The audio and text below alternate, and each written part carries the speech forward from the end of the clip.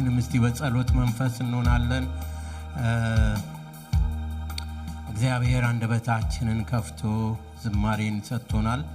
አሁን ደግሞ በጸሎት በእግዚአብሔር ፊት እንቀርባለን። ሃሌሉያ እናመልከዋለን በጸሎት። ክብር ሁሉ ለእግዚአብሔር ይሁን። በእርግጥ የቅዱስ ቁርባን ጊዜ ይኖረን ነበረ፣ አሁን አልተዘጋጀም። ግን እግዚአብሔር መልካም አምላክ ነው። በእግዚአብሔር ፊት ስፔሻል ምስጋና ያላችሁ ድሮ እንደምናደርገው በፊት እንደምናደርገው እንዲሁ እናደርጋለን። የጸሎት ርዕስ ያላችሁ ትመጣላችሁ። እግዚአብሔር መልካም አምላክ ነው እና የጸሎት ጊዜ ይኖረናል። በጸሎት ደግሞ እግዚአብሔርን እናመሰግነዋለን። መመስገን የሚገባውን ሁላችንም አንደበታችንን ከፍተን ባለንበት በጸሎት መንፈስ ሆነን በጌታ ፊት እንቀርባለን። ኑ የተጠማችሁ ጠጡ ይላል የእግዚአብሔር ቃል በኢሳይያስ ላይ። የተራባችሁ ብሉ ይላል። ስለዚህ ከመንፈሱ በእግዚአብሔር ዙፋን ፊት መቅረብ የምትፈልጉ ካላችሁ አሁንም ክፍት ነው። እዚህ እግዚአብሔር ቃል በሚነገርበት አምልኮ ባለበት ሃሌሉያ ሃሌሉያ።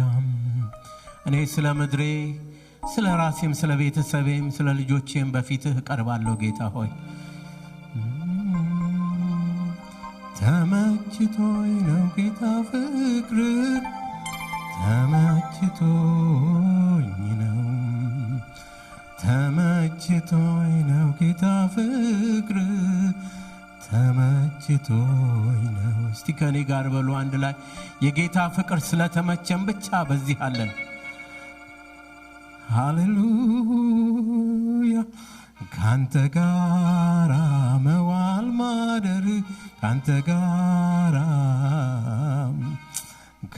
ጋራ መዋል ማደር፣ ካንተ ጋራ ተመችቶኝ ነው ጌታ ፍቅር፣ ተመችቶኝ ነው፣ ተመችቶኝ ነው ጌታ ፍቅር፣ ተመችቶኝ ነው፣ ተመችቶኝ ነው ጌታ ፍቅር፣ ተመችቶኝ ነው፣ ተመችቶኝ ነው ጌታ ፍቅር፣ ተመችቶኝ ነው። ሃሌሉያ ሃሌሉያ ሃሌሉያ ሃሌሉያ ሃሌሉያ። እስቲ ባለንበት ሁላችንም እጆቻችንን ወደ ጌታ እናነሳና የጌታ ፍቅር ይመቻል። ራባላባስ ረሌቤኔ ማናማን ገረሌቤኔ ማናማሽ ረሌቤኔ ማናባስ ፍቅር ተመችቶኝ ነው በቤቴ ያለሁት እንበል እናነጋግረው በፊቱ። ሃሌሉያ ሃሌሉያ።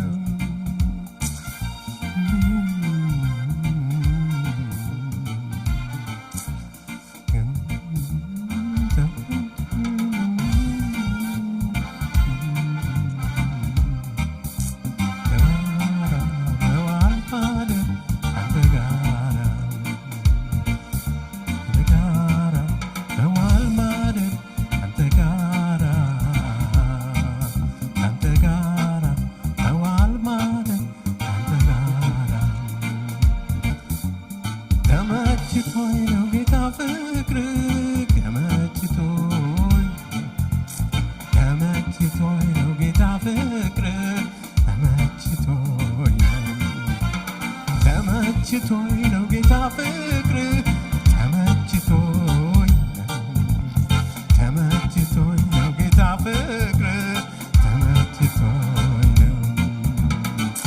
ሃሌሉያ ሃሌሉያ ሃሌሉያ ሃሌሉያ ሃሌሉያ ሃሌሉያ ሃሌሉያ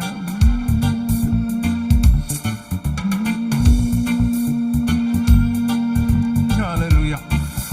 እግዚአብሔር ሆይ ምድራችንን አስብ። እጆቻችንን ስለ ኢትዮጵያ እንጸልያለን።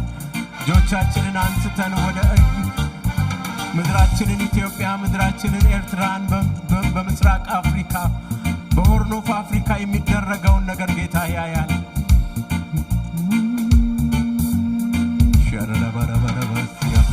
ጌታ ሆይ እንደገና በፍቅርህ መጥተናል፣ ወደ አንተ መጥተናል። የትንሣኤ ኃይል አለ። እናመሰግንሃለን። ሞትን አሸንፈሃል። በኢየሱስ ክርስቶስ ስም ኢትዮጵያን ታስብ ዘንድ፣ ኤርትራን ታስብ ዘንድ፣ በዙሪያ ያሉትን አገሮች ሁሉ ታስብ ዘንድ እግዚአብሔር ሆይ በስደተኝነት የሚንከራተቱትን ወንድሞቻችንን፣ እህቶቻችንን፣ ልጆቻችንን እግዚአብሔር ሆይ ታስባቸው ዘንድ እግዚአብሔር ሆይ ዛሬ በፊትህ በጸሎት እንቀርባለን።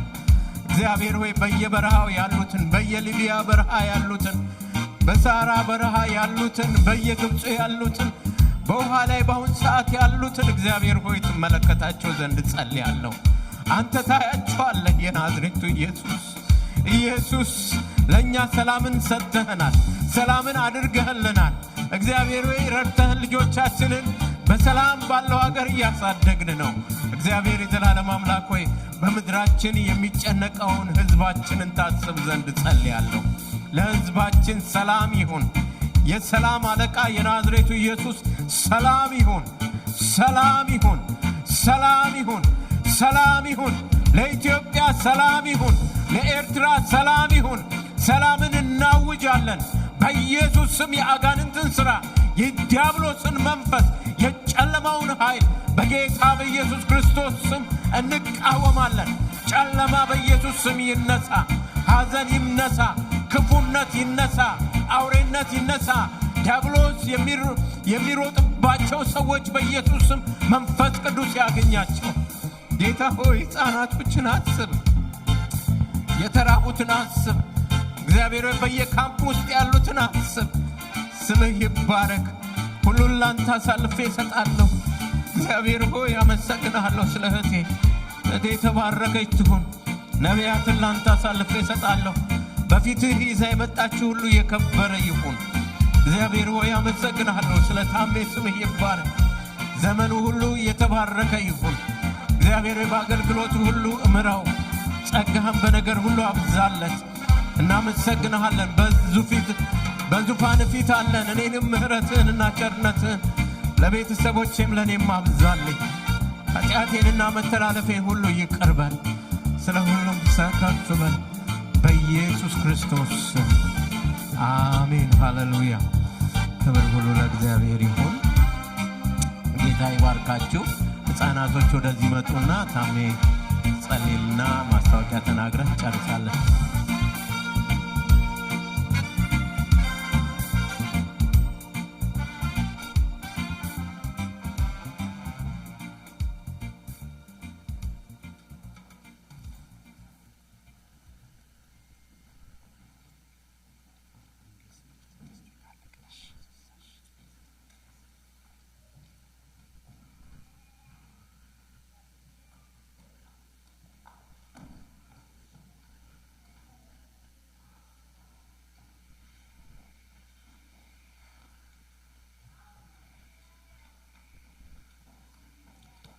እግዚአብሔር አምላክ ይባረክ። ጌታ እናመሰግናለን ስለነበረን አምልኮ። ሄሌና ብሩኬ እኔ ጌታ ይባርካችሁ፣ ተባረኩልኝ። አንድ ቃል አነባለሁ። ባለፈው ሳምንት ፓስተር ሁላችን ተነስተን እጆቻችን ወደ እነዚህ ብላቴናዎች እጆቻችን ዘርግተን እንጸልይ ባለ ጊዜ አንድ ልብ ላይ በጣም ወዲያውኑ ፓፕ ያደረገ ቃል አንብብላችሁና እንግዲህ እጆቻችን ዘርግተን ስንጸልይ ሁሉ ጊዜ በእነሱ ላይ እግዚአብሔር የሚሰራው ነገርን እያመነ ነው የምንጸልየው። ጌታ ይባረክ። እንዲህ ይላል እግዚአብሔር ቃል በአንደኛ ሳሙኤል ላይ ልክ ዳዊትን ሊቀባ ሳሙኤል በሄደ ጊዜ ላይ ለሳሙኤል እግዚአብሔር የተናገረውን ቃል ነውና ማነበው። ከዛ በኋላ ሁላችንም በዚህ ቃል መሰረት እጆቻችን በእግሮቻችን ቆመን ወደ እነሱ እንዘረጋለን። እንዲህ ይላልና ምዕራፍ 16 አንደኛ ሳሙኤል ቁጥር 12 ላይ ልኮም አስመጣው ይላል። እንግዲህ ልኮም ያስመጣው ኢሳይ ነው። አሁን ከልጆቹ መሃል እንግዲህ አንድ ያልተገኘው ብላቴና ነውና ልኮም አስመጣው። እርሱም ቀይ አይኑም የተዋበ መልኩም ያማረ ነበር ይላልና እግዚአብሔርም ይለዋል። እግዚአብሔርም ይህ ነውና ተነስተህ ቅባው ይለዋል። ይህ ነውና ተነስተህ ቅባው፣ እኔ የሚፈልገው ይህ ነውና ተነስተህ ምን አድርገው ቀባው ይላል። ኢየሱስ ክርስቶስ ጌታ ነው። ስለዚህ እስከዛ በፊት ሳሙኤል እንደነበር እሱ እስኪመጣ ድረስ እኔ ያልቀመጥልን ይሄ ቃል ወዲያው ነው። እንግዲህ በጣም በዚህ ጉባኤ ላይ ማራናታ እየባረከች ስትቻኝ ምንድነው እጆቻችን ከነሱ ጋር ሁሌ በእግዚአብሔር ሐሳብ እንደሚሆን እያመነ ነውና አሁን ሁላችን በእግሮቻችን ቆመን እጆቻችን ወደ እነሱ ዘርግተን እንባርካቸዋለን። እግዚአብሔር ይባረክ። አሜን ነው። እግዚአብሔር ይባረክ። ስለዚህ ምንድነው ይህ ነውና ተነስተ ቅቦ ይላል። ብላቴና እስኪመጣ ድረስ ሳሙኤል አልቀመጥም ብሎ ነበረና ከዛ አይ ቲንክ ቤት የነበረው ዋጋ በቃ እንትኑ ጎትጎታ ሲበዛ ሲቀመጥ ከዛ ሲመጣ ብድጋ ይላል። ያማሬ ነው ይላል። መልካሙ ውብ ነው ይላል። እነዚህ ብላቴናዎች ዛሬ እንግዲህ የሚቀጥለው ሳምንት ያነባሉ። በጣም እየተኮላተፉ ያወሩት ነገር በእነሱ ህይወት ላይ እየበዛ እንደሄድ እያመነን እኛ ከማራናታ እንባርካቸዋለን። ሃሌሉያ we are going to pray for you guys. ሃሌሉያ ኢየሱስ ጌታ ነው። አሁን በእምነት ነው እጆቻችን ብቻ ሰው መዘርጋት። እግዚአብሔር ሆይ ለነሱ ይጸልያለሁ። ወደ ቤቴም በልቤ ይዣቸው ይገባለሁ። እኔ ባለውበትና እኔ አገልጋይ በሆንኩበት ዘመን እነዚህ ብላቴኖች በጥበብ በእውቀት በመስተዋል በአንተ ሐሳብ ያድጋሉ ብለን ከቤቴን እንባርካቸዋለን። ሃሌሉያ እግዚአብሔር ሆይ በኢየሱስ ምን ባርካቸዋለን። ማራናታ እነዚህ ብላቴኖችን ትባርካቸዋለን። በጤና ይብዙ። እግዚአብሔር ሆይ አይምሯቸው እንደገና በሰማያዊ ነገር ኤክሰል ያድርግ። በኢየሱስ ክርስቶስ ዳሪ እንባርካቸዋለን። በጥበብ ይባረኩ፣ በመስተዋል ይባረኩ፣ ወላጆቻቸውን በመታዘዝ ይባረኩ። በዚህ ምድር ላይ እግዚአብሔር በነገር ሁሉ በሚበዛው ህይወት በመገለጥ ይባርኩ። እግዚአብሔር ሆይ በኢየሱስ ክርስቶስ በነገር ሁሉ ያደጉ ይሁኑ። በሐሳብ ይደጉ፣ በምክር ይደጉ፣ በእውቀት ይተጉ፣ በምድራዊ ኤክሰለንስ ሁሉ ይደጉ። በፊታቸው ሁሉ ላይ እግዚአብሔር ሆይ የተከፈተ በር ይብዛላቸው።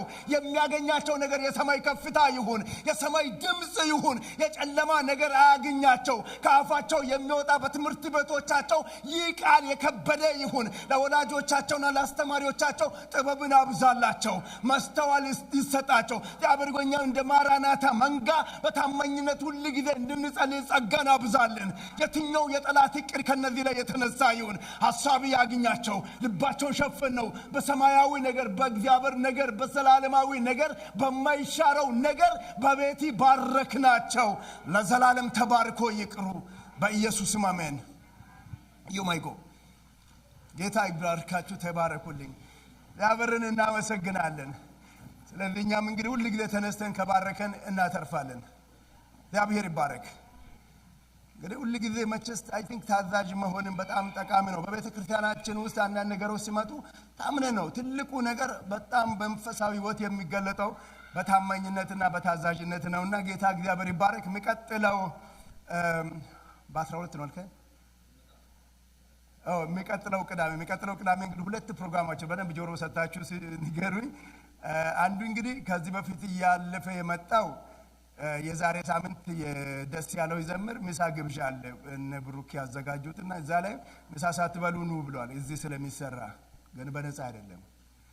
እና ይሄ አንዱ እሱ ነው። እሱን በደንብ ስሙ። አይ አልሰማንም አልተነገረም እንዳትሉ። አይ ቲንክ አንዳንዶቻችን ማስተዋወቂያውን ሳንሰማ እንሄድና እንረሳለን። ፕሊዝ እንደገና ደግሞ በዙም ላይ የሚያልፉና ማይምን በቫይበር ላይ ያው ከዚህ በፊት አንስቻለሁ። ፓስተር እንግዲህ እየጸለየላችሁ ነው።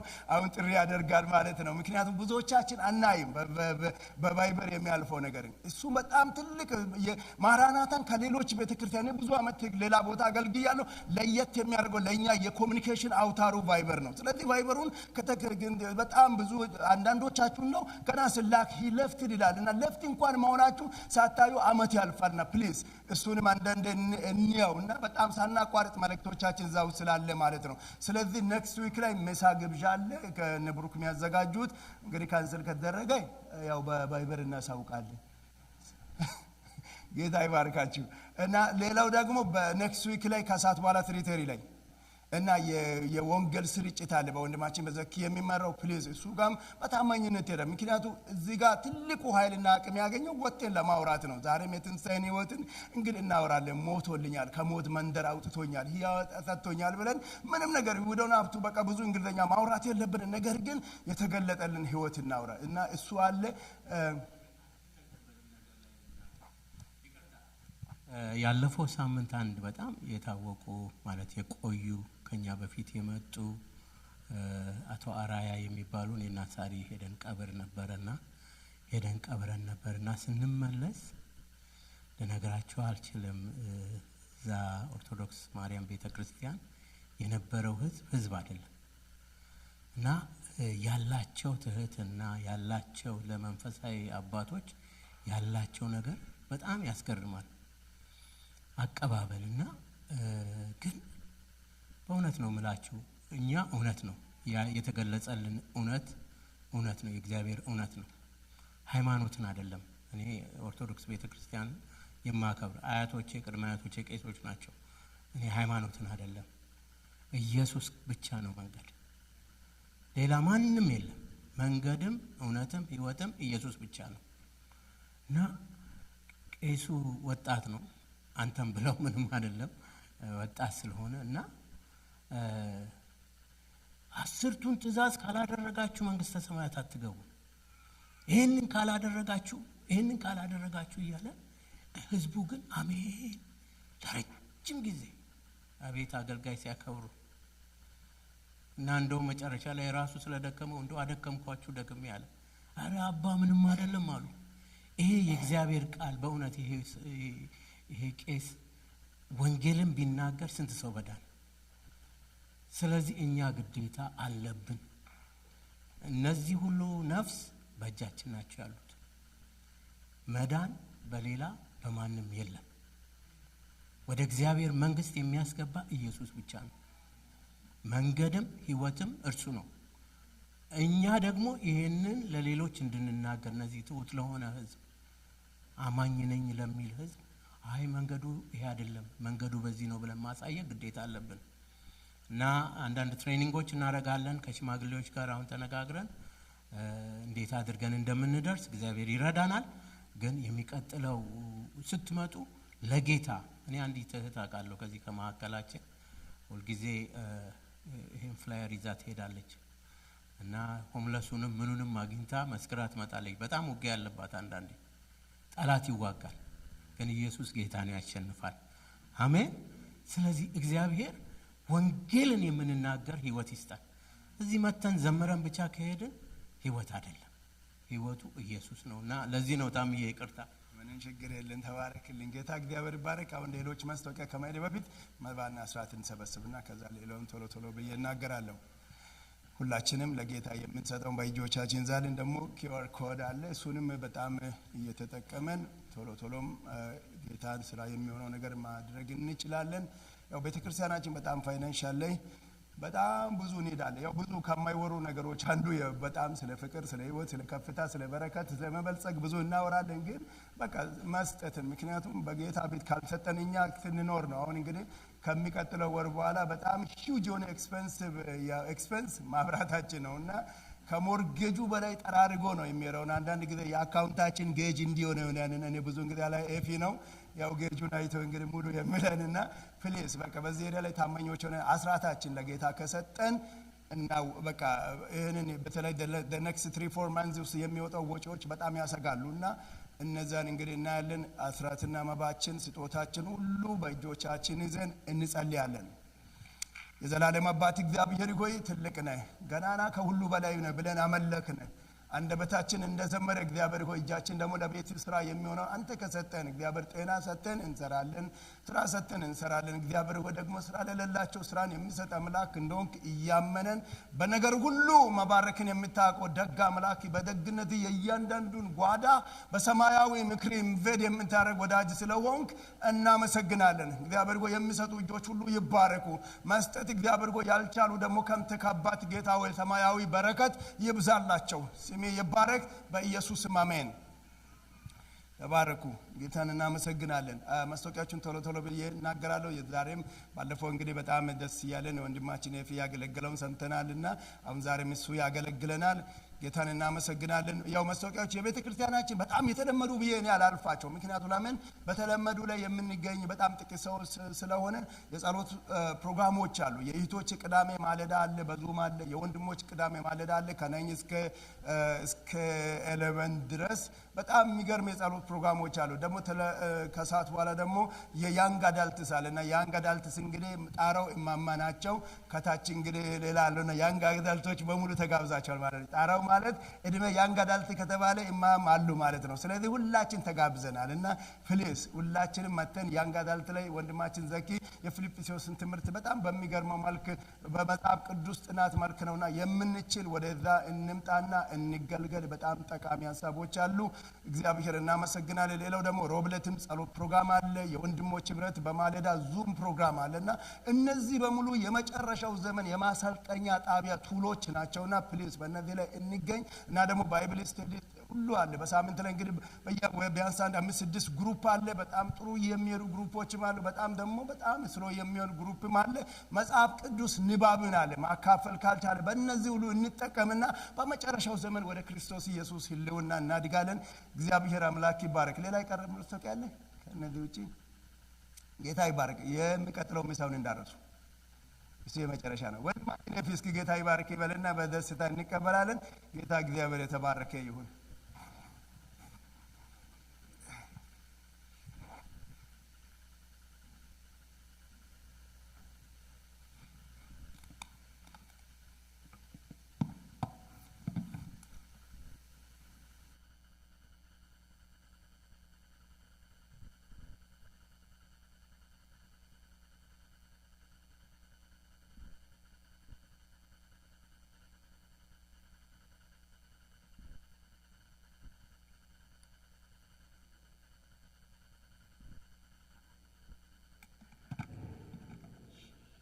እንደምን አደራችሁ።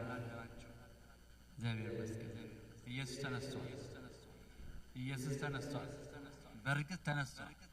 አሜን። ጠላት ይፈር። ኢየሱስ መቃብርን ፈንቅሎ ወጥቷል። እኛን ሊያድን አይደለ? እችን ጊዜ በቃ ዘመናት በሙሉ እችን ቀን ነው የጠበቀው። ኢየሱስ ክርስቶስ ሞትን አሸንፎ መቃብርን ፈንቅሎ በሰማይ እንዲቀመጥ ስለኛ ደግሞ በሰማይ ያማልዳል አይደለ እንዴ? እግዚአብሔር ይመስገን። የዚህ ልጆች መሆን ምን ያህል እድለኞች ነን። እግዚአብሔር ይባረክ አይደለ?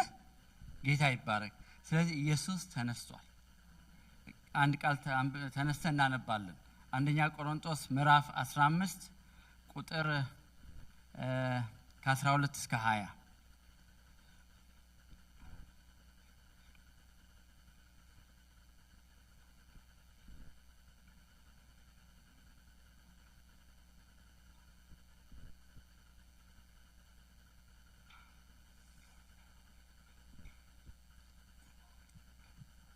እሺ በኢየሱስ ስም አነባዋለሁ። ክርስቶስ ከሙታን እንደተነሳ የሚሰብክ ከሆነ ግን ከናንተ አንዳንዶቹ ትንሣኤ ሙታን የለም እንዴት ይላሉ? ትንሣኤ ሙታን ከሌለ ክርስቶስ አልተነሳም። ክርስቶስ ካልተነሳ እንግዲያስ ስብከታችን ከንቱ ነው፣ እምነታችን ደግሞ ከንቱ ናት።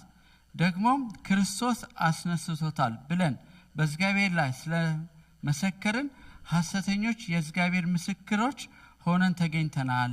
ሙታን ግን የማይነሱ ከሆነ እሱን አላስነሳውም።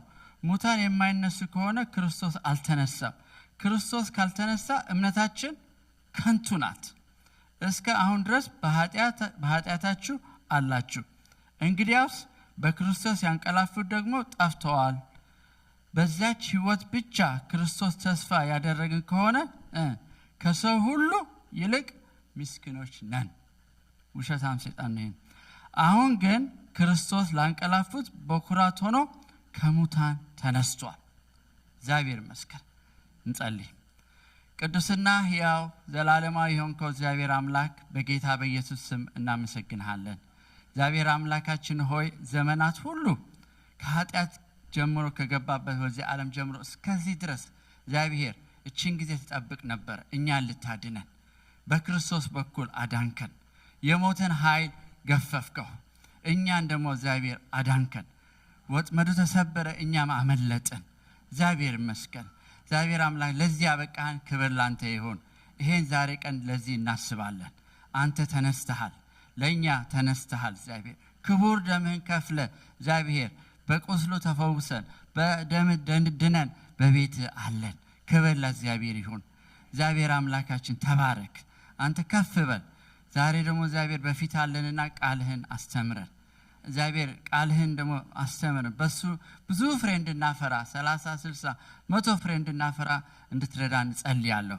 የሞትህን ነገር እንድንናገር ኃይል ስጠን። እግዚአብሔር ጉልበት ሁነን፣ ሁሉ በሁሉ ሁነን። በጌታ በኢየሱስ ስም ጸለይኩ። አሜን አሜን።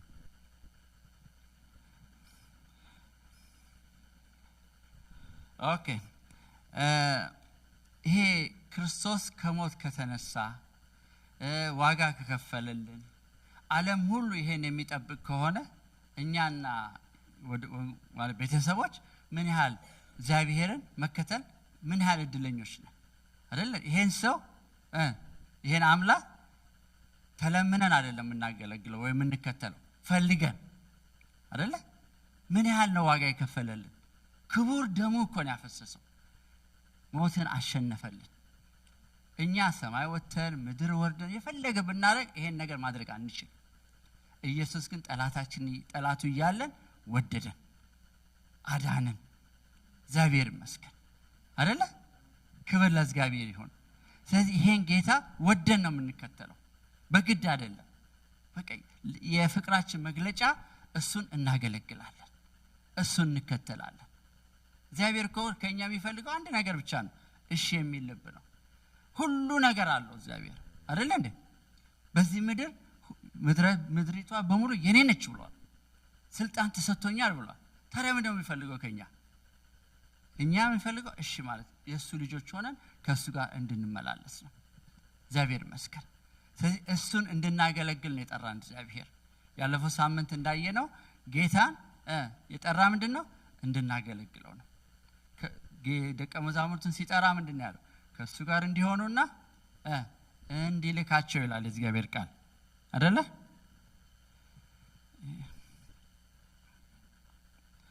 ኦኬ ሳመሪ ላድርግ ያለፈው የነበረውና በዛ መሰረት ስለዚህ እንድናገለግለው የተፈጠርነው ለዛ ነው። እንድናገለግለው የዳነን የተጠራነው እንድናገለግለው ነው።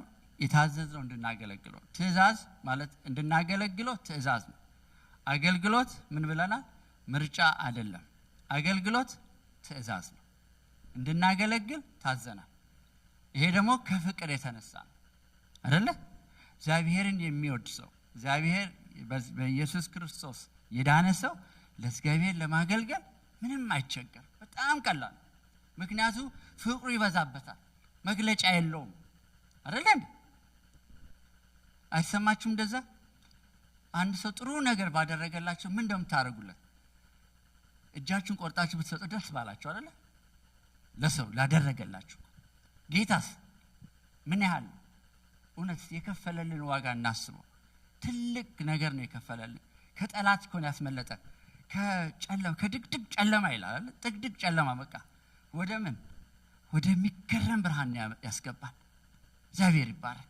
ይሄ ጌታ ታዲያ ማገልገል ለዚህ ለምኖን ሳይሆን ለምነን ነው የምናገለግለው አይደለም? እግዚአብሔር ይርዳን።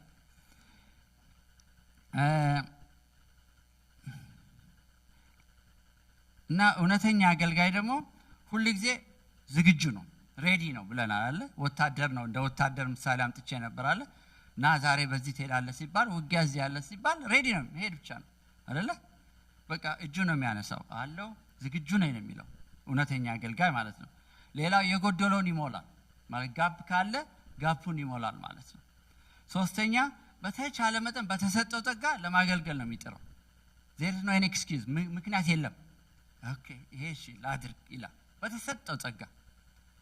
አራተኛ ደግሞ ሁሉን በቃ አንድ አይነት ነው የሚያየው። በቲፎዞ የሚባል ነገር የለም። ይሄ ለኔ ነው ይሄ እኔ አይደለም የሚባል የለም።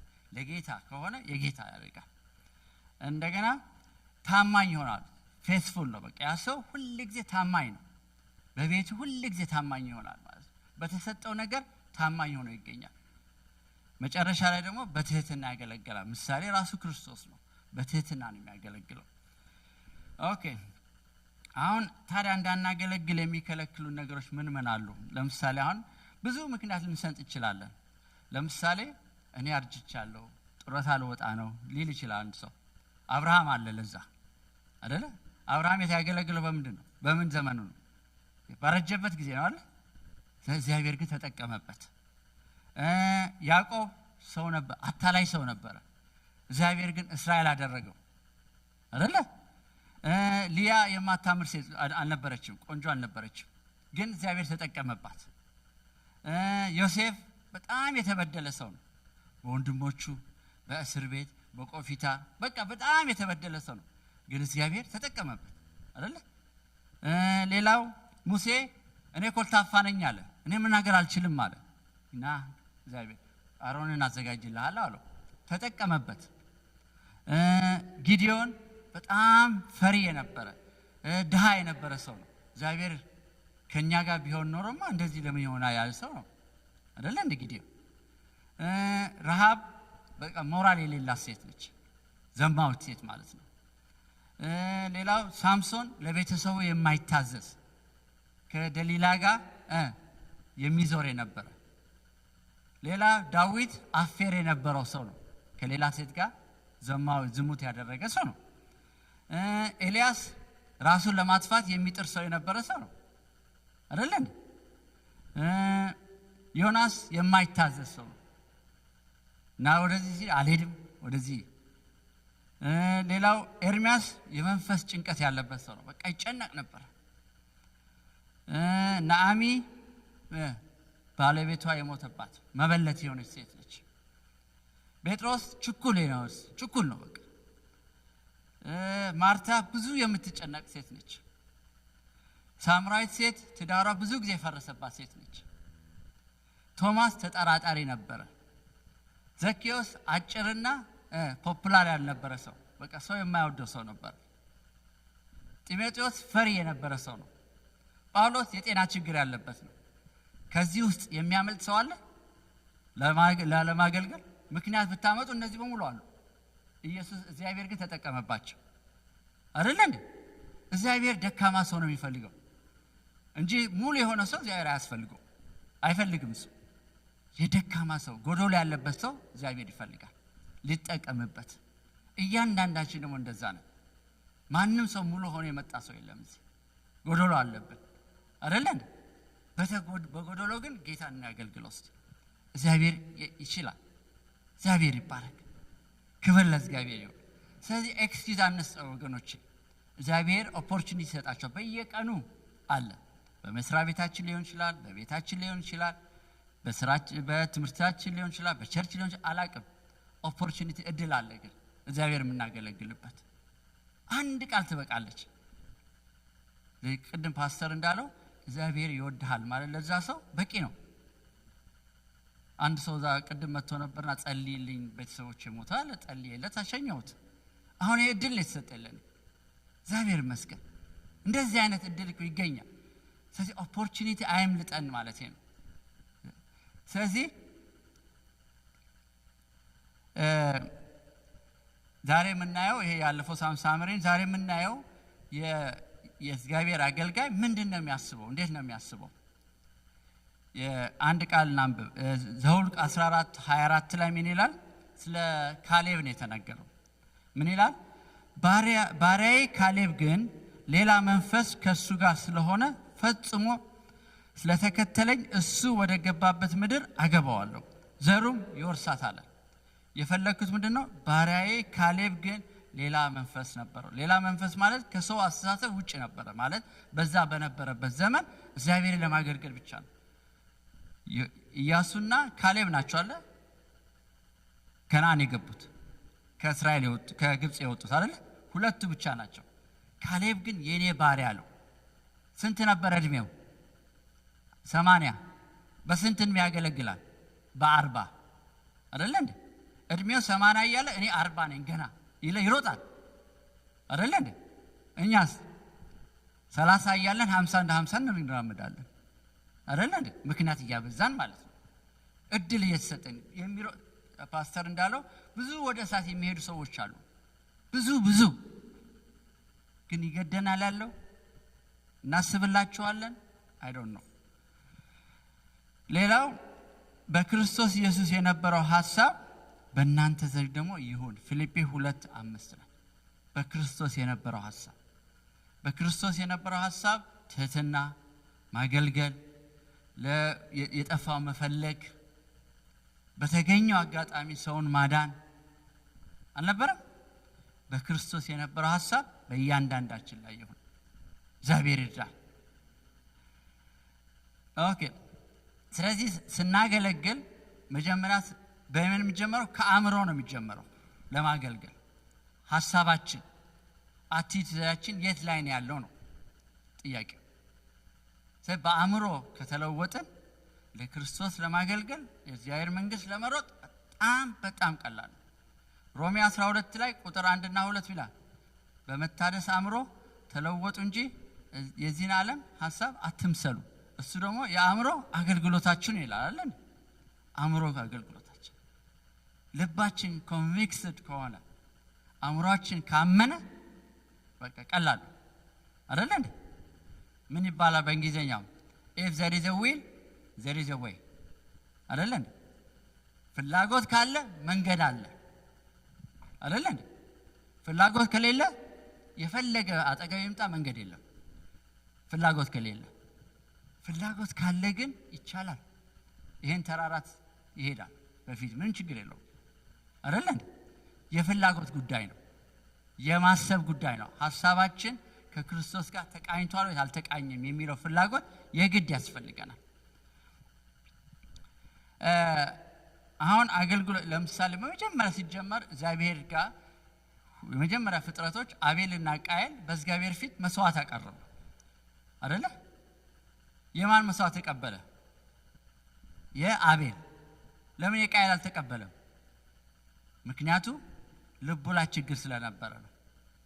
የልብ ጉዳይ ስለነበረ ፊቱ ጠቆረ። እግዚአብሔር ሳይቀበለው ሲቀር በቅንና አይደለም። በኋላ መጣበታለሁ። ሌላ መጽሐፍ ቅዱስ ምሳሌ አለ በጣም የምትገርመኝ ነው። ዛሬ እንደዛ አንብቤ ለኔ በጣም ፈራው ማለት ነው። ስለዚህ ሁለተኛ ዜና መዋዕል ቁጥር 25 ላይ ነው መሰለኝ። ሁለተኛ ዜና መዋዕል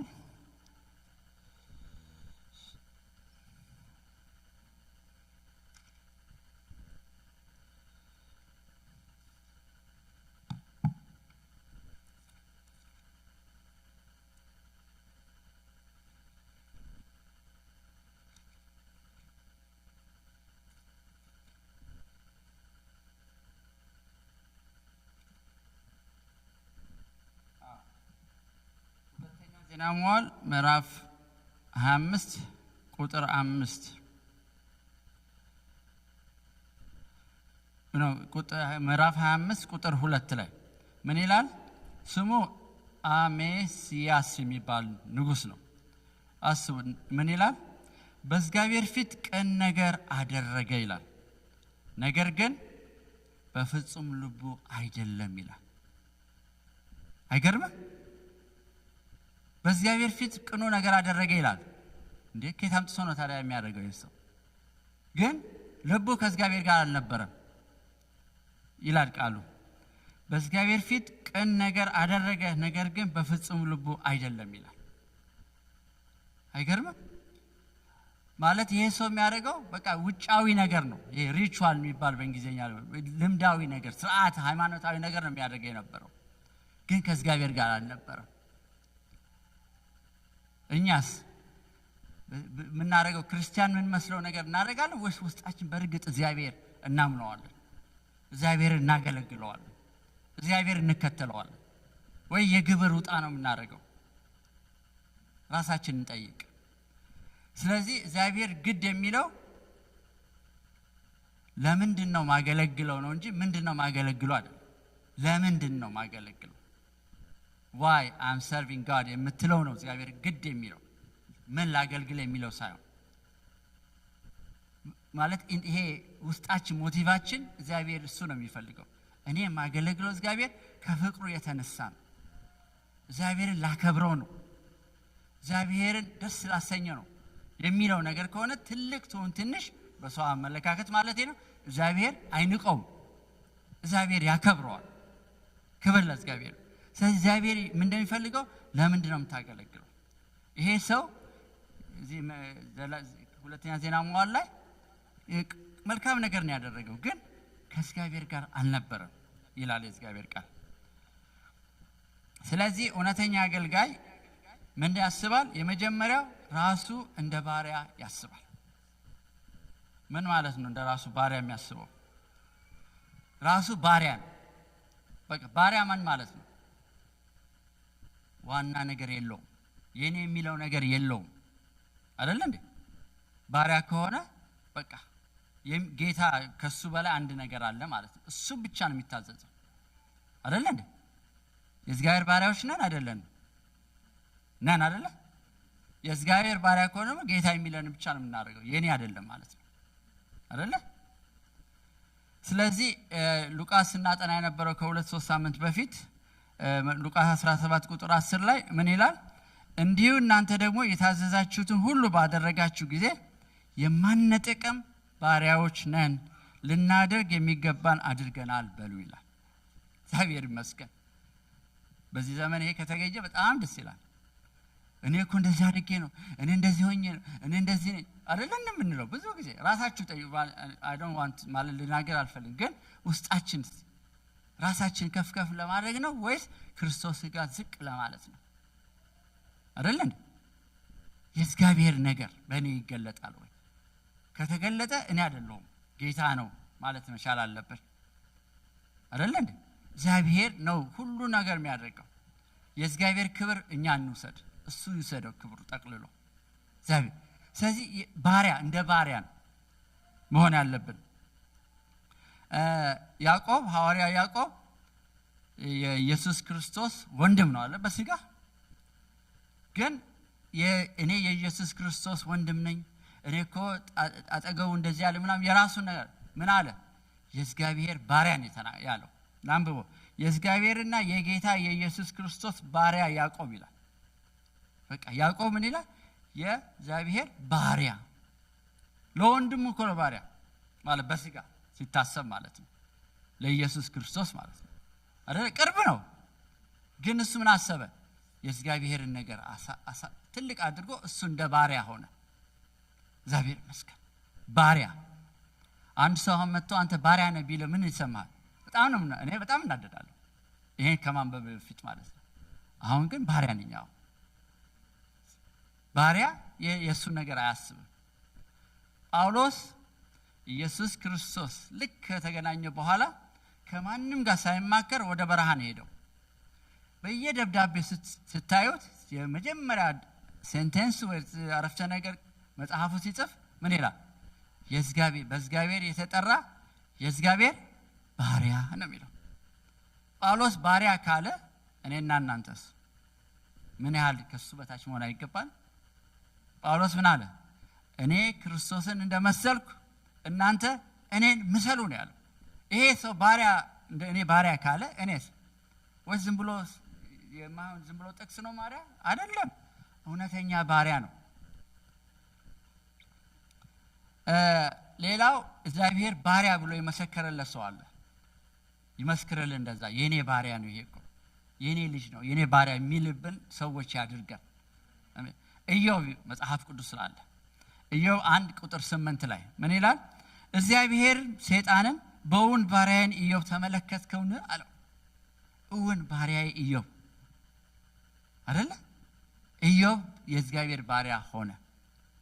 እግዚአብሔር ፈቀደለት ኢዮብ ላይ ሰይጣን እንዲጫወት ማለት ነው። ነፍሱን ግን አይደለም።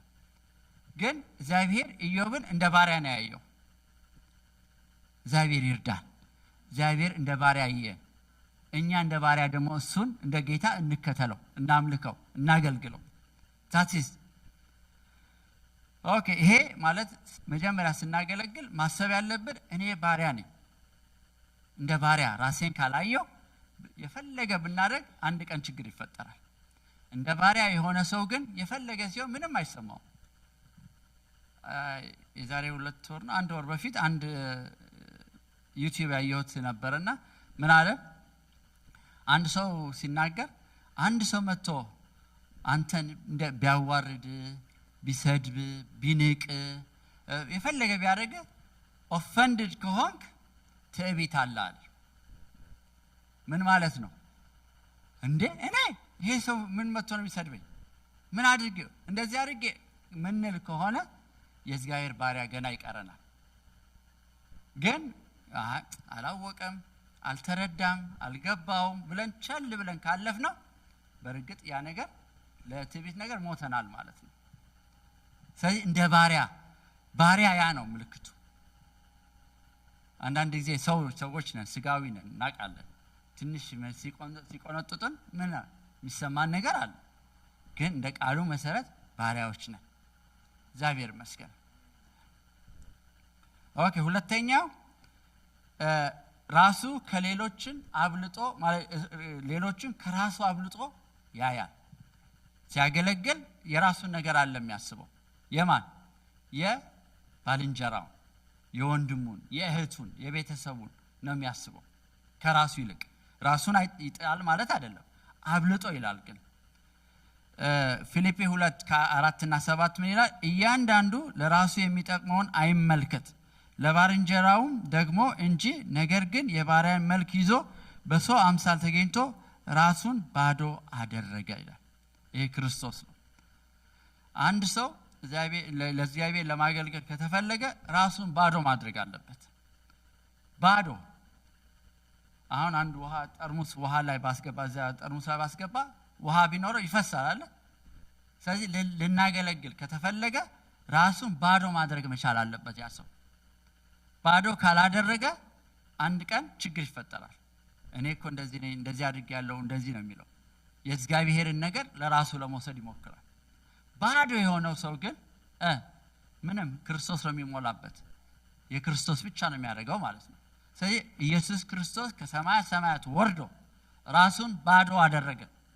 ባሪያ ሆኖ ተገኘ። ተደበደበ፣ ተሰደበ፣ ተተፋበት፣ ተገደለ፣ ባዶ አደረገ። እንደሱ እንደ አምላክነቱ ቢሆን ኖሮ በአንዴ ኦፍ ቢል አለቀ ነገር አይደለ እንዴ? እግዚአብሔር ይመስገን። ስለዚህ ከራሱ ይልቅ ባልንጀራውን አብልጦ ማየት አለበት ወይ ማሰብ አለበት፣ አገልጋይ ለመሆን ከተፈለገ ማለት ነው።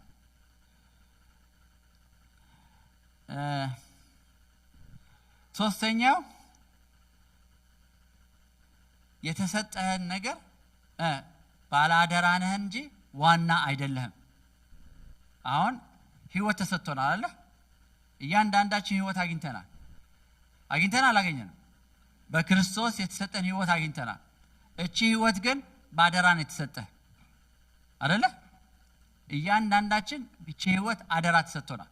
ምን እናደርግ? እንደ ክርስቶስ ሐሳብ ልንይዛት ልንኖርባት ማለት ነው። እንደ ክርስቶስ ካልኖርባትስ ዋናው ይመጣል፣ አንድ ቀን ይጠይቀናል። የታለ ያ ህይወት ይባላል። ከዛስ ኤክስኪውዝ የለም ታስተኝ። ይሄ ለምሳሌ ዮሴፍን እንመልከተው። ዮሴፍ በጶጢፋር ቤት ባላደራ ነበር አይደለ? ጠባቂ ነበር። የተሰጠው የንጉሱ ንብረት እንዲጠብቅ ነው የተሰጠው እንጂ ዋና አልነበረም። ባለቤት እሱ አይደለም፣ ሌላ አለው ዋናው አይደለ? እውነት ነው። ስለዚህ እንደዛ በእስር ቤትም ሲኖር አደራ ተሰጠው፣ እስር ቤት እንዲጠብቅ ማለት ነው። የእሱ ግን አይደለም። እግዚአብሔር ግን ምን አደረገ? ዮሴፍን ከፍ አደረገው።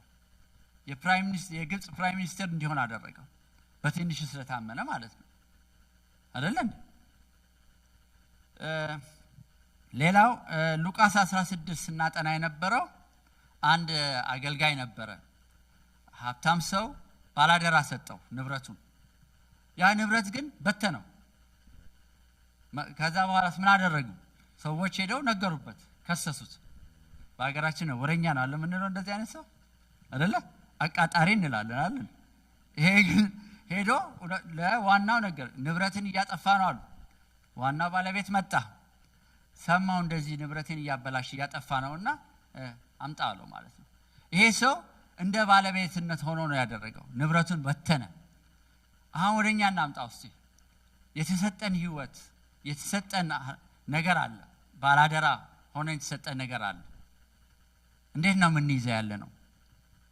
እንደ እግዚአብሔር ሐሳብ ነው ወይስ እንደ ራሴ ሐሳብ? ዋናው ይመጣል፣ አንድ ቀን ይጠይቀናል።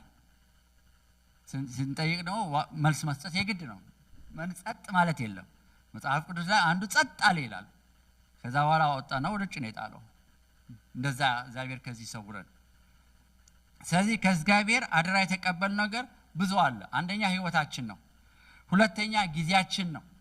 እቺ 24 ሰዓት ዛሬ የተሰጠችን አደራ ነው። ምን እናደርግባት? ለእግዚአብሔር እንድንኖርባት፣ ለእግዚአብሔር እንድናገለግልባት። እንደፈለግን ሆነናል እንድንኖር የተጠራን እንደ እግዚአብሔር ፈቃድ። ሶስተኛ ገንዘባችን ነው። በገንዘብማ ብዙ ችግር አለ። ጥያቄ የኔ ገንዘብ ነው እንላለን። ኖ ይሄ የተሰጠ የእግዚአብሔር ነው።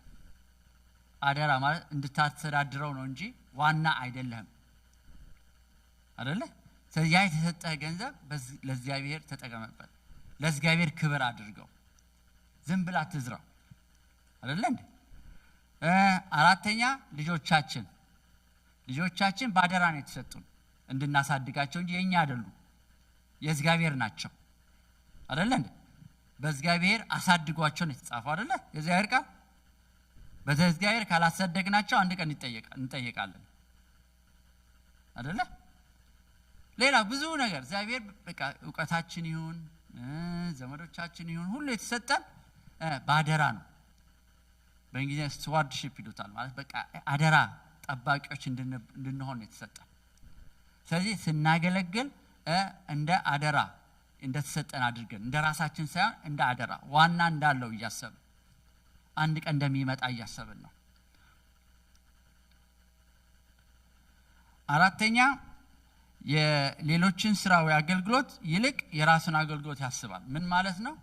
እኔ ሳገለግል ከሌላ ሰው ጋር ለምወዳደረው ኮምፔር አላደርግም። እኛ ቤተሰቦች አለ፣ የእግዚአብሔር ቤተሰብ ነው አለ። አሁን እጅ ከአይን ጋር ትወዳደራለች? ኮምፔር ታደርጋለች? ይሄ እግር ከእጅ ጋር ኮምፔር ያደርጋል? አያደርግም። የተሰጣቸውን ነው የሚሰሩት። ይሄ ራሳቸውን አይደለ እንዴ? በእግዚአብሔር ኮምፔር የምናደርግ የምንወዳደር የምንፎካከር ከሆነ አለቀ ነገሩ።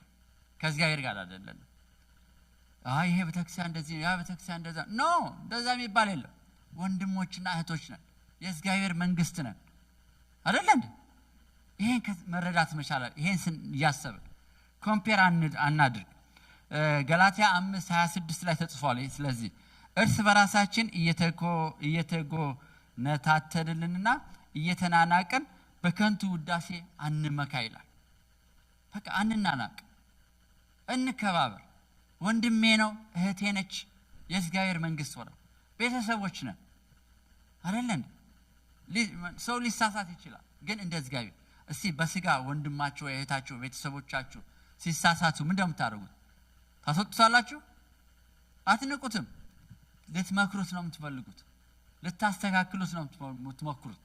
ባይመችም ባይሆንም ዝም ነው የምትሉት አይደለ እንዴ? አሁን እኛ ዘመን በዚህ በቤተክርስቲያናችን ወይ በሌላ በቃ ግሩፕ ፈጥረን ማማት ሌላ ነገር ማድረግ ነው። ይቅር። ይሄ እንደ እግዚአብሔር አገልጋዮች እንሰብስ።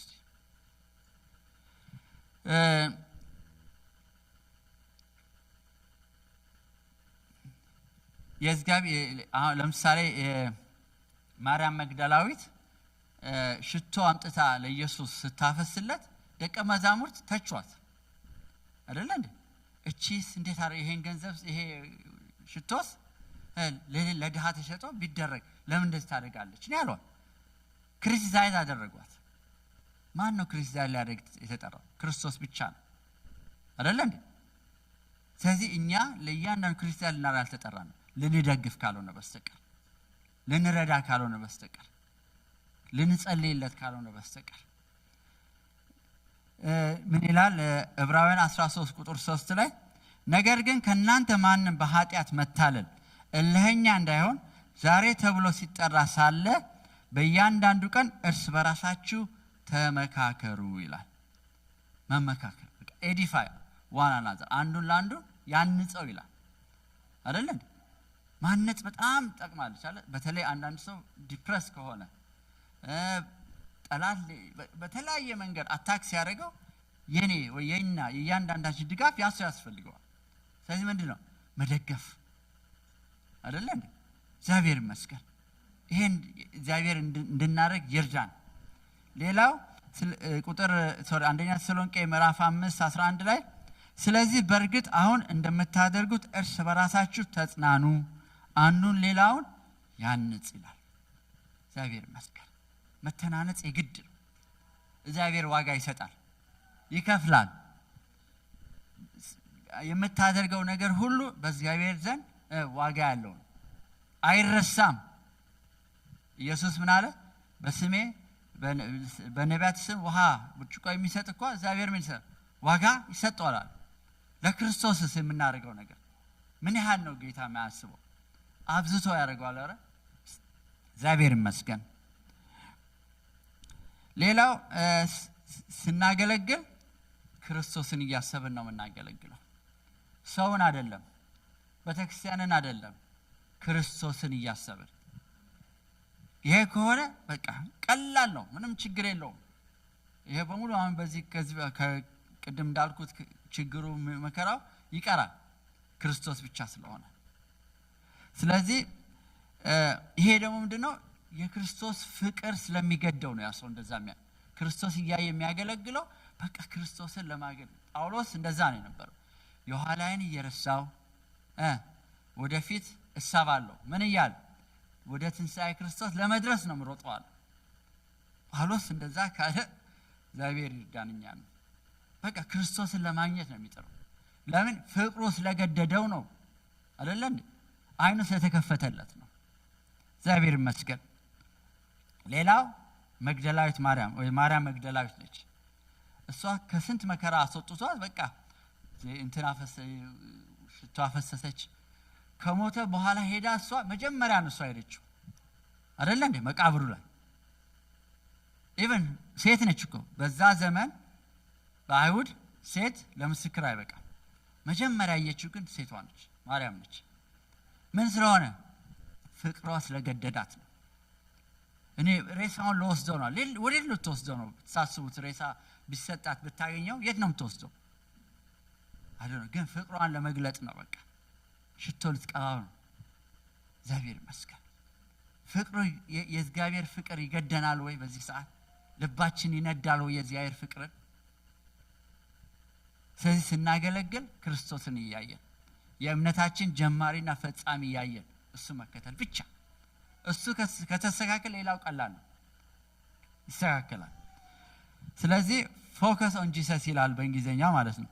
ስለዚህ ምክንያት ይህ መከራት ደግሞ ተቀብያለሁ፣ ነገር ግን አላፍርበትም። ያመንኩትን አውቃለሁና የሰጠሁም አደራ እስከዚያ ቀን ድረስ ሊጠብቅ እንዲችል ተረድቻለሁ አለ ጳውሎስ ለጢሞቴዎስ የጻፈለት ነው። ሁለተኛ ጢሞቴዎስ ምዕራፍ 1 ቁጥር 12 ማለት ነው። ስለዚህ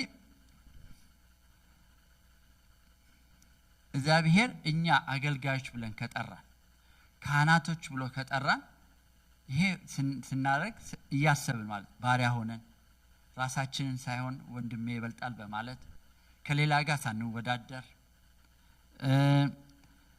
ክርስቶስን እያሰብን ካገለገልን እግዚአብሔር በእኛ ይከብራል፣ ክርስቶስ በእኛ ከፍ ይላል፣ እኛ ደግሞ እንባረካለን። ራስ እንጂ ጭራ አንሆንም። ላንጋ የሚባል የለም፣ ሀሳብ ሰፋሪ አንሆንም ማለት ነው። ስለዚህ እንደዚህ ያገለገለ ማን ነው? ዳዊት ነው። ዳዊት የሐዋርያት ሥራ ላይ ምዕራፍ 13 ቁጥር 36 ይላል፣ ዳዊት በራሱ ዘመን የእግዚአብሔር ሐሳብ ካገለገለ በኋላ አንቀላፋ አረፈ ይላል። ግን ዳዊት ምን ነበረ? ቅድም ሳነብላችሁ አፌር የነበረው ሰው ነው። በህይወቱ ብዙ ክራይሲስ ያለው ሰው ነው። እግዚአብሔርን ግን አገልግሎ አለፈ። እግዚአብሔር ደግሞ እንደ ልቤ አለው። እግዚአብሔር ይመስገን። ዳዊት እንደዛ ካለው የብሉይ ኪዳን ሰው ከሆነ የአዲስ ኪዳን ሰዎች ታዲያ ምን ያህል ነው እግዚአብሔር እኛን ማይቀበለን ማያከብር? እሱን ደግሞ ማናገለግልበት ወይ ማናርፍበት ምክንያት ምን አለ? ይቻላል አይደል? እግዚአብሔር ይመስገን። ጸጋ ዝግጁ ነው አይደል? ሬዲ ነው። በቃ እሺ የሚል ልብ ብቻ ነው የሚፈልገው። እግዚአብሔር ይመስገን። ስለዚህ ኢሳይያስ 61 ቁጥር 6 ላይ ይሄ ስናደርግ ምን ይላል? እናንተ ግን የእግዚአብሔር ካህናት ትባላላችሁ፣ ሰዎቹም የአምላካችን አገልጋዮች ብለው ይጠሯችኋል። እግዚአብሔር ይመስገን። ለዚህ ያብቃል። ይሄ የእግዚአብሔር ሰው ነው። እቺ የእግዚአብሔር ሰው ልጅ ነች። እግዚአብሔርን ትወዳለች፣ ይሄ እግዚአብሔርን ይከተላል የሚል ምስክርነት ካለ ከዛ በላይ ምን ይፈልጋል? አለቀ አይደለም? አንዳንድ ጊዜ ሰምታችሁ ይሄ እኮ ክርስቲያን ይሄ ክርስቲያን ነው የሚባል አጋጥሟችሁ አያውቅም እንዴ? ይሄ ክርስቲያን ነው እንዴ አላውቅም እንጃ የሚሉ ሰው እኔ ሰምቻለሁ በጆሮዬ። ለምን? ስራቸውና ስማቸው የተለያየ ስለሆነ ማለት ነው። ግን በዚህ ኢሳይያስ 61 ላይ ሰዎች ምን ይሏቸዋል? የእግዚአብሔር አምላካችን አገልጋይ ብሎ ይጠራዋቸዋል ይላል። አሜን። ስለዚህ እግዚአብሔር ስናገለግለው ደግሞ እሱ የሚያዘን ነገር አለ። ዘጸአት 25:40 ላይ ምን ይላል? በተራራ ላይ እንዳሳየሁ ምሳሌ እንድትሰራ ተጠንቀቅ ይለዋል። እንደ ምናምን አይደለም እንሰራው፣ እግዚአብሔር እንዳሳየን። ሙሴ ቤተ መቅደሱን ሲሰራ ተጠንቅቆ ነው የሚሰራ የነበረው። ሜዠርመንት ተሰጥቶታል። ከዚህ እስከዚህ ሜዠርመንቱ፣ ርዝመቱ፣ ጎኑ እንደዚህ አይደል። በቃ ከአርኪቴክቸሩ እግዚአብሔር ነው ለሰሪው ሰጠው ለሙሴ። ሙሴ ደግሞ ልክ እንደተባለው ነው የሰራው። ሳያዛንፍ ነው። እንደ ግብር ውጣ አይደለም ያደረገው። እንዳየው በተራራ ላይ እንዳሳየው ነው የሚለው። እግዚአብሔር ደግሞ አሳይቶናል የሱ መንገድ ትህትና አይደለም። የደቀ መዛሙርት እግር ያጠበ ሰው፣ በቃ በእግሩ የሄደ ሰውን ያዳነ ሰው፣ ፍቅር የገደደው ሰው አምላክ ነበረ። ይሄ ምሳሌ ትቶልን ሄዷል። አንደኛ ዮሐንስ ምዕራፍ 5 ላይ ተጽፏል። እኛ እሱ እንድንከተለው ምሳሌ ትቶልናል። አዲስ ነገር አለ የምንፈጥረው፣ ምሳሌ አለ፣ እሱም ክርስቶስ ነው። እግዚአብሔር ይመስገን። ሌላው ኤርምያስ 48 ቁጥር 10 ላይ የእግዚአብሔርን ስራ በቸልታ የሚያከናውን ርጉም ይሁን። በጣም የሚያስፈራ ቃል ነው። ይሄ ሰው አገልግሎት እያደረገ ነው፣ ይሰራል ያለው፣ ግን እንደ እግዚአብሔር ፈቃድ አይደለም፣ በሙሉ ልቡ አይደለም። ታዲያ ምን አገኘ? በረከትን አገኘ ወይስ እርግማን? እርግማንን ያገኘው። ልክ እንደዛ እንዳልኳችሁ ሁለተኛ ዜና መዋዕል ላይ የነበረው የእግዚአብሔርን ነገር ያደርግ ነበረ፣ ግን ልቡ ከእግዚአብሔር ጋር አልነበረም ይላል። ይቻላል ማለት ነው። ስለዚህ እንጠንቀቅ። ስናደርግ ቱ ዘ ኳሊቲ በቃ የእግዚአብሔር እንደ እግዚአብሔር አድርገን እናድርገው። በተሰጠን ጸጋ የግብር ውጣ እናድርገው። ታማኞች እንሆን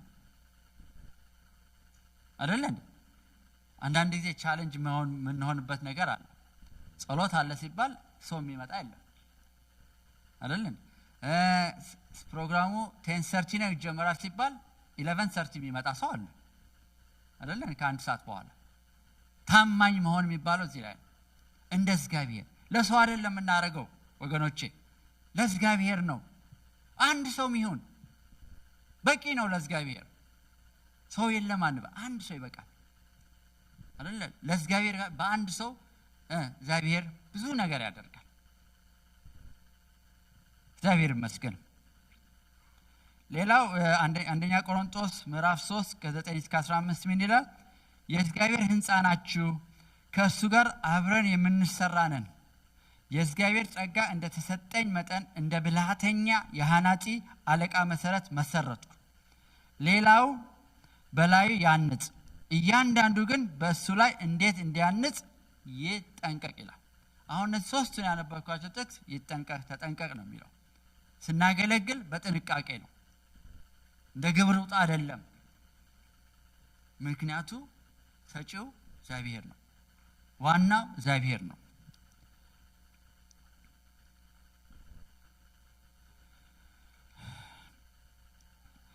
ባሪያዎች ሆይ ለክርስቶስ እንደምትታዘዙ በምድር ጌቶቹ ለሆኑት በአክብሮት በፍርሃት በልብ ቅንነት ታዘዙ። ለታይና ከሱ ሙገሳና ለማግኘት ሳይሆን እንደ ክርስቶስ ባሪያዎች የእግዚአብሔር ፈቃድ ከልብ መፈጸም ታዘዟቸው። ሰው ሳይሆን ጌታ እንደምታገለግሉ ሆናችሁ በሙሉ ልብ አገልግሉ ይላል። እግዚአብሔር ይመስገን። እስቲ አስቡት። አሁን በመስሪያ ቤት ስንሰራ ለምንድን ነው የምንሰራው? why you are working at your job? ገንዘብ ለማምጣት ነው። ገንዘብ ለማምጣት ከሆነ ተሳስቷል ስራችሁ። ዓላማ ምንድነው? እኔ እዛ እግዚአብሔርን ላገለግል ብላችሁ ሄዱ።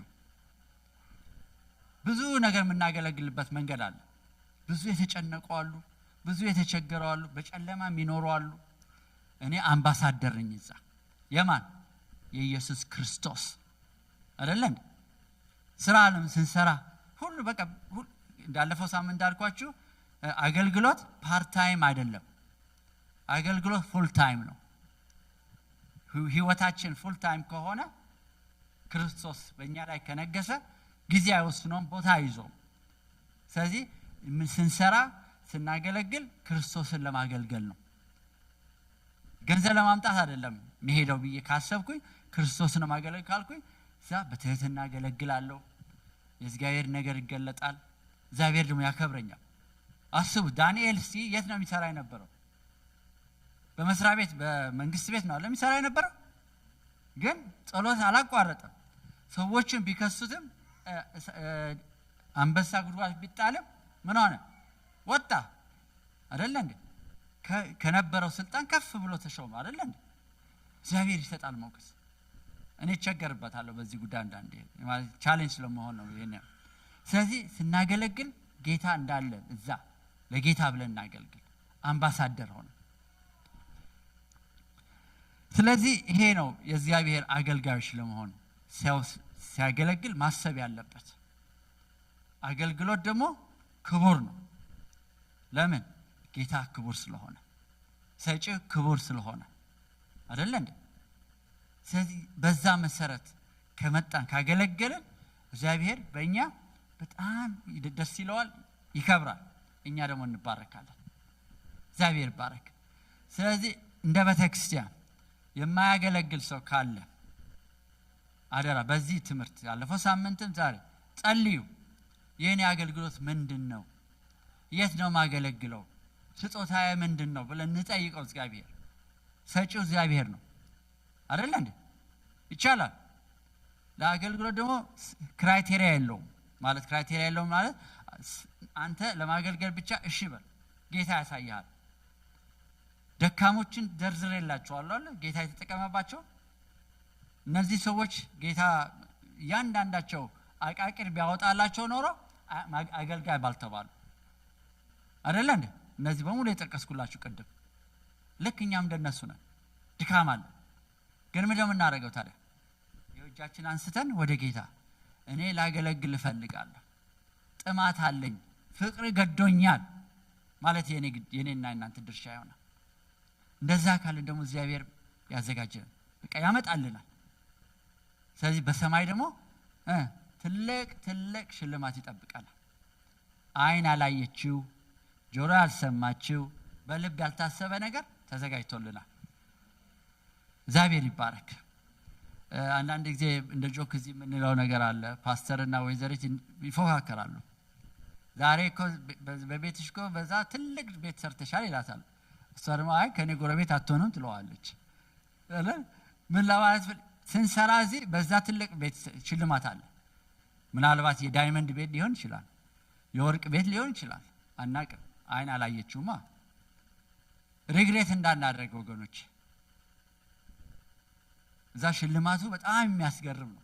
በእምነት ነው የምናየው። ቆሮንቶስ ላይ እንደተጻፈው በእንጨት የሚሰራ በምናምንት የሚሰራ እሳት ያልፋል እና እሳት ምን ያደርገዋል? ያቃጥለዋል አይደለ? ምን ይሆናል? አመድ ነው የሚሆነው። በወርቅ ከተሰራስ ይደምቃል አይደለ? በምንድን ነው የምንሰራው ነው? ማገልገላችን ሳይቀር በትክክል እናገልግለው። ጌታን እንከተለው። ሙሉ ልባችን ለጌታ እንስጠው። እግዚአብሔር ደግሞ ይችላል። ሳናውቀው ነው እኮ ያወቀን። ሳንጠራው እኮ ነው የጠራን። ሳናከብረው እኮ ነው ያከበረን አይደለ እንዴ? አሁንስ በጠራነው ምን ያህል ነው ጌታ ማይረዳ? ይችላል። ዶንት ጊቭ ኤኒ ኤክስኪውዝ ወገኖቼ። እግዚአብሔር ይችላል። መጽሐፍ ቅዱስ ብዙ ማምጣት እንችላለን፣ ግን ይሄ በቂ ነው። እግዚአብሔር እስቲ እንጸልይ። በጌታ እርዳን ጌታ እንበለው። ላገለግል እፈልጋለሁ። ከሁሉ የሚበልጠው ሞቱን እንንገር። ብዙ ሰዎች ማን ነው መልካሙን የሚያሳየን የሚሉ ብዙዎች አሉ። ውስጣቸው ብትመረምሩ ክራባት ለብሰው ወይ ደህና ልብስ ለብሰው ስታያቸው መልካም ሊመስሉ ይችላሉ። የጌታ ነገር ስትነግሯቸው ግን በቃ ባዶ ነው ውስጣቸው፣ ባዶ። ከዛ ስትነግሯቸው ዋው እንደዚህ እኮ አይቻል አቅም ይለወጣሉ። በሰማይ ትልቅ ሽልማት ይኖረናል። ትምክታችን ይሆናሉ እነዛ ሰዎች። እንንገር በተቻለ በተኮላተፈ ቋንቋ ይቻላል። ቋንቋ አልችልም። ሙሴም እኮ ኮልታፋ ነበር። ያዘጋጅላል። ትራክ አለ ስጠው። እግዚአብሔር ይመስገን። ስለዚህ ምን ለማለት ፈልጌ ነው? አገልግሎት ክቡር ነውና እናክብረው። ለእግዚአብሔር ፍቅራችን እንግለጽለት። ለመዳናችን አይደለም። የመዳናችን ፍቅር መግለጫችን አገልግሎታችን ነው። አገልግሎት ደግሞ በቃ ከቤት ነው የሚጀምረው። በሁሉ ቦታ አለና እግዚአብሔር ይመስገን። ስለዚህ ጌታ የተባረከ ይሁን። ስለዚህ ቤተክርስቲያን እንትን ታደርጋለች፣ ትጋብዛለች። ለማገልገል የምትፈልጉ ሰዎች፣ ፍላጎት ያላችሁ ሰዎች ዝንባሌያችሁን ለማወቅ እንፈልጋለን። ቸርች ደግሞ በዛ መሰል ልትመድባችሁ አገልግሎት ብዙ አለ። ስለዚህ በሚመጣው ሳምንት እንናገራቸው። ዌብሳይት ላይ እናስገባውና ትሞሉታላችሁ ፎርም። ፈቃደኛ የሆነ ሰው በግድ አይደለም፣ አገልግሎት በግድ አይሁን ተብሎ ተጽፏልና። ስለዚህ እያንዳንዱ ይሄ አሁን ያለውበት አገልግሎት አልተመቸኝም፣ ጥሩ አይደለም ብለን እንደገና መምላት እንችላለን። ስለዚህ ዌብሳይት ላይ ስማችን እየጻፍን ማለት የሚጠይቀው ነገር አለ፣ እዛ እናስገባና ቸርቿ ደግሞ በተሰጠት ኃላፊነት አገልግሎት ውስጥ ታስገባችኋለች። እግዚአብሔር ይመስገን። ስለዚህ ይሄ ነው ጥሪው። አገልግሎት ክቡር ነውና አክብሩት። ዋጋ ያለው ነገር ነው፣ ይከፍላችኋል ዋጋ። እሺ፣ እግዚአብሔር ይመስገን። ተነስተን እንጸልያለን።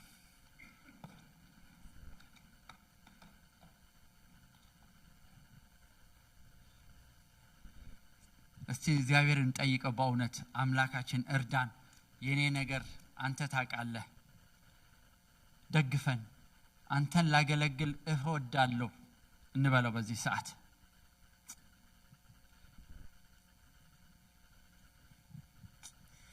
እግዚአብሔር ቃል አትሳቱ፣ እግዚአብሔር አይዘበትበትም ይላል። ሰው የዘራውን ያንኑ ያጭዳል።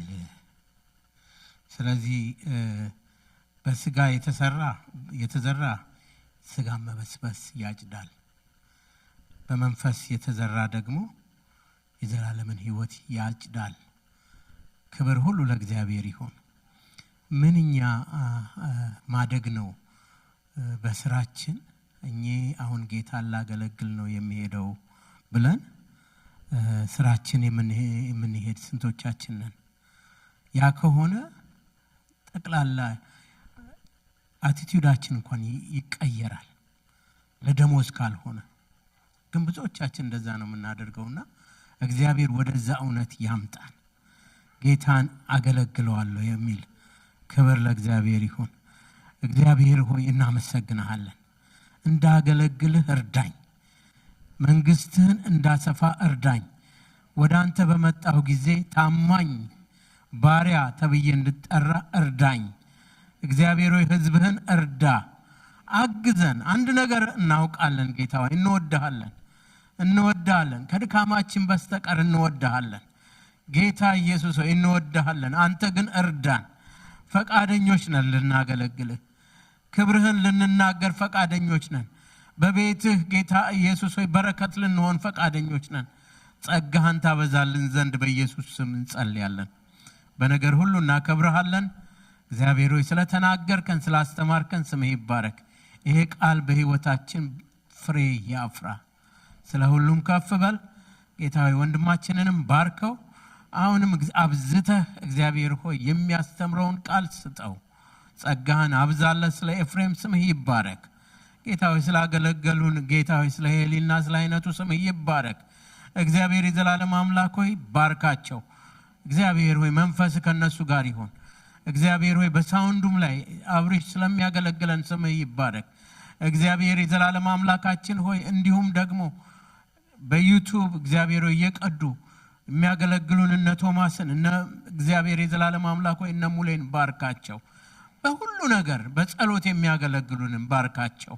አንተ ከነሱ ጋር ሁን ጌታ ሆይ። ቤትህን ባርክ በጌታ በኢየሱስ ክርስቶስ ስም። የእግዚአብሔር አብ ፍቅር የልጁም ኢየሱስ ክርስቶስ ጸጋ የመንፈስ ቅዱስ አንድነት በእውነት ስሙን ከሚጠሩና ከሁላችን ጋር ይሁን። አሜን። ሃሌሉያ። ጌታ ይባርካችሁ። በጌታ ሰላም እንሄዳለን።